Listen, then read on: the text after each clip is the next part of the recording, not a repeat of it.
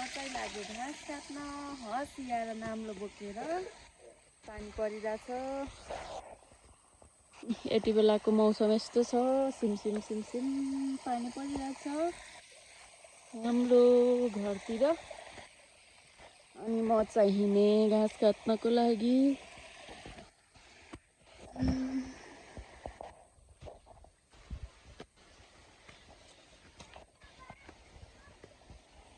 यस्तै छ हाम्रो गाउँघरतिर अहिलेको अवस्था मौसम। हाम्रो धान गोरेको एकचोटि फेरि झराइसकेछ। डाँडा पाखा हरियाली छ, रमाइलो छ, घमाइलो छ। वाउ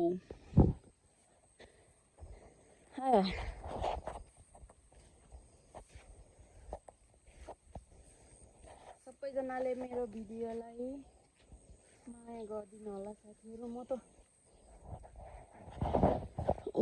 त्यसलाई सर्प भनेर त म त सिनेमा गएँ, डरायो मन त। हो सर्पदेखि त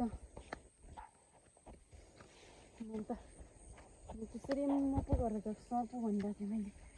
रहेछ भोकटेको सुकेको पात।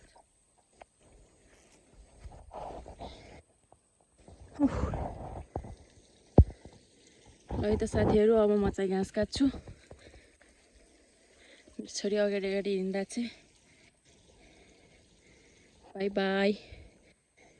म तपाईँहरूलाई मैले घाँस काटेको भिडियो देखाउँछु। मेरो भिडियोमा गएर सबैजनाले माया गरिदिनु होला। भर्खर सुरुवात गर्दैछु, खासै बोल्न मिलाउन आउँदैन मलाई।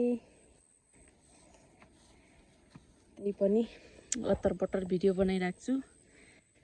यसपालि धेरै भयो भिडियो बनाउन नि पाएन, बिरामी भएर फेरि भिडियो बनाउँदैछु।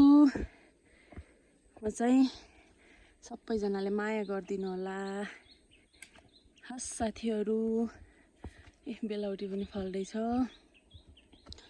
ल त साथीहरू, आजलाई भर्खरलाई म फेरि अरू भिडियोहरू लिएर आउँछु। माया गरिदिनु होला सबैजनाले। बाई बाई साथीहरू।